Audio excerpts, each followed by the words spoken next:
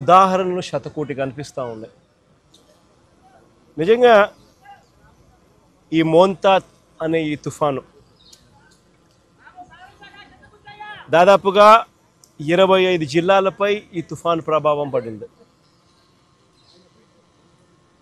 గోదావరి నుంచి గోదావరి పై నుంచి శ్రీకాకుళం దాకా దాని ఇంపాక్ట్, ఇటువైపున చూస్తే కర్నూలు దాకా కూడా ఈ మోంతా తుఫాన్ ఇంపాక్ట్ కనిపించింది. దాదాపుగా ఈ 25 జిల్లాలలో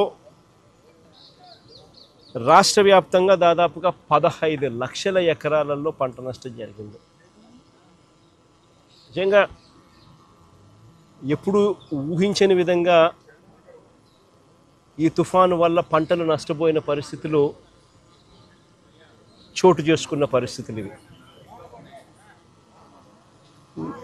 ఎందుకు ఈ పరిస్థితి వచ్చింది అని అంటే కారణం, వరి అన్నది అత్యధికంగా ఈ 15 లక్షల ఎకరాలలో దాదాపుగా 11 లక్షల ఎకరాలు పంట నష్టం జరిగింది వరి పంటకి. ఈ వరి అన్నది కరెక్ట్గా గింజలు పాలు పోసుకునే పరిస్థితిలో ఉన్నప్పుడు జరిగిన దారుణమైన పరిస్థితి ఇది. తీవ్రమైన గాలులు, ఆ గాలులతో పాటు వచ్చిన వర్షాలు. నిజంగా ఎంత దారుణమైన పరిస్థితి అన్నది చెప్పడానికి ఒకసారి చూస్తే,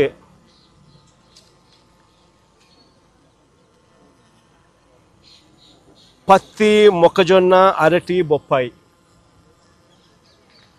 ఇవన్నీ కూడా లెక్కేసుకుంటే దాదాపుగా మరో 4 లక్షల ఎకరాలు అటు ఇటుగా.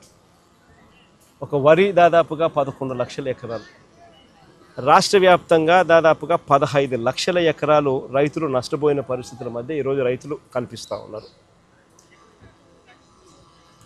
నిజంగా చంద్రబాబు నాయుడు గారి పాలనలో పరిస్థితి ఎలా ఉంది అని చెప్పి చూస్తే, ఈ 18 నెలలు చంద్రబాబు నాయుడు గారు పరిపాలన చేసిన ఈ 18 నెలల్లో దాదాపుగా 16 సార్లు, అది సైక్లోన్స్ కానివ్వచ్చు, డిప్రెషన్ కానివ్వచ్చు, కరువు కానివ్వచ్చు, లేదా అల్పపీడనాలు, లేదా అకాల వర్షాలు, ఇలా ఏ సందర్భం అయితేనేమి దాదాపుగా 16 సార్లు రైతులు ఇబ్బంది పడిన పరిస్థితులు ఈ 18 నెలల కాలంలో చంద్రబాబు నాయుడు హయాంలో జరిగాయి.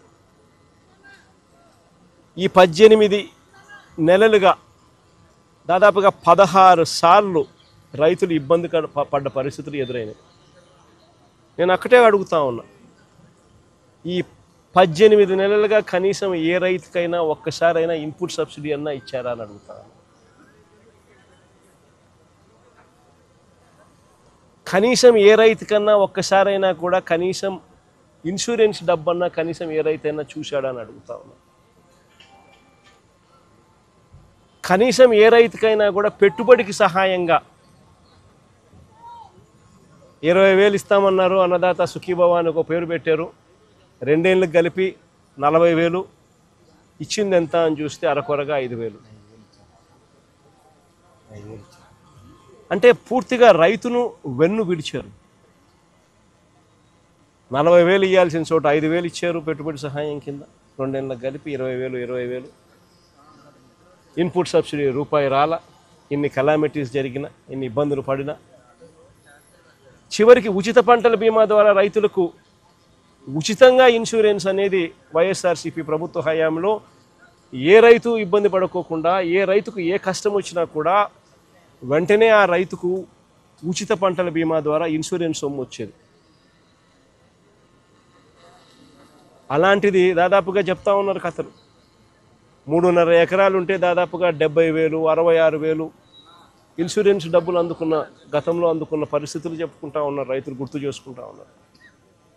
అది కూడా ఈ పొద్దు రైతులకు రాకుండా పోయింది. చివరికి ఎరువులు కూడా బ్లాక్లో రైతులు కొనుక్కోవాల్సిన అధ్వానమైన పరిస్థితిలోకి ఈరోజు రైతు వెళ్ళిపోయారు. 263 రూపాయలకు దొరకాల్సిన ఎరువు యూరియా ఏకంగా 500 రూపాయలకు 600 అన్న అయితే 600 రూపాయలకు కూడా కొనుక్కున్నాడు అవసరాన్ని బట్టి. బ్లాక్లో విచ్చలవిడిగా అమ్ముతా ఉన్నారు. పంట అమ్ముదాము అని చెప్పి చూస్తే ఇన్ని నష్టాలకు ఊర్చి రైతు కష్టపడి పంట పండిస్తే పంట అమ్మాలని చూస్తే ఆ పంట గిట్టుబాటు ధరలు రాని పరిస్థితి. ఎంఎస్పి చూస్తే 1750, రైతు చేతికి వస్తుంది ఎంత అంటే కేవలం 1350 రూపాయలు. ప్రతి అడుగులోనూ కూడా రైతు నష్టపోతా ఉన్న పరిస్థితి ఈ చంద్రబాబు నాయుడు గారి ప్రభుత్వంలో మనం చూసాం. నేను అడుగుతా ఉన్నా, అదే ఒకసారి ఇంతకుముందు గతంలో వైఎస్ఆర్సీపీ ప్రభుత్వ హయాంలో ఈరోజు ప్రతి రైతు కూడా ఏ విషయాలు గుర్తు తెచ్చుకుంటా ఉన్నాడు. ఏ రోజు ఏ రైతు కూడా పంట నష్టం జరిగితే ఇబ్బంది పడే పరిస్థితి రావాల్సి వస్తుంది అని ఏ రోజు ఏ రైతు అధైర్యపడాల. గతంలో వైఎస్ఆర్సీపీ ప్రభుత్వ హయాంలో ప్రతి రైతుకు ఒక భరోసా ఉండేది. పంట గన నష్టం జరిగిందనంటే జగనన్న ఉన్నాడు, ఉచిత పంటల బీమా ఉంది, వెంటనే మాకు డబ్బులు వస్తాయి.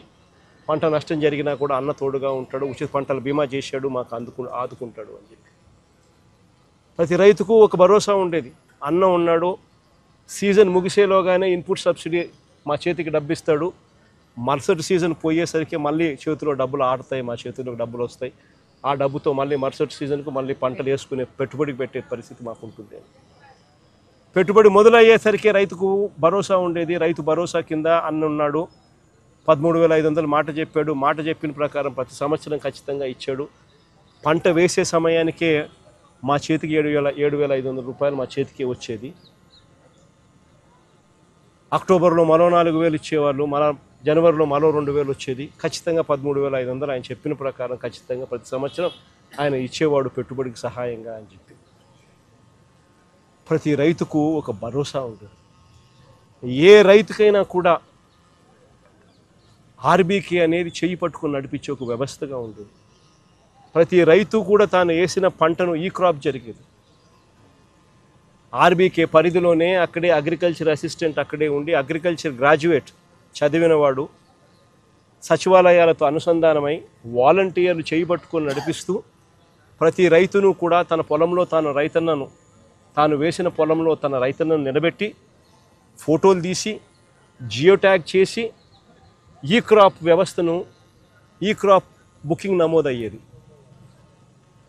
ఆ బుకింగ్ నమోదు కావడంతో ఏ రైతుకైనా కూడా ఏ పంటకు ఎప్పుడు ఏ ఇబ్బంది వచ్చినా కూడా వెంటనే ఆ ఈ క్రాప్ నమోదైంది కాబట్టి రైతుకు వెంటనే ప్రభుత్వం తోడుగా నిలబడేది. ఆ ఆర్బీకే పరిధిలో ఏ రైతుకన్నా కూడా గిట్టుబాటు ధర రాని పరిస్థితి ఉన్నప్పుడు ఆ ఆర్బీకేలోనే పంటలు ఈ రేట్లకు కొనుగోలు చేస్తాము, ఈ రేటు కన్నా తక్కువ పడిపోతే ప్రభుత్వం ఇంటర్వ్యూన్ అవుతుంది, వెంటనే రైతుకు తోడుగా నిలబడుతుంది అని ఒక భరోసా ఇస్తూ ఒక మార్కెట్ ఒక మినిమం రేట్లు, గిట్టుబాటు రేట్లు, ఎంఎస్పీ మినిమం రేట్లు, ఆర్బీకే రేట్లు పెట్టుండే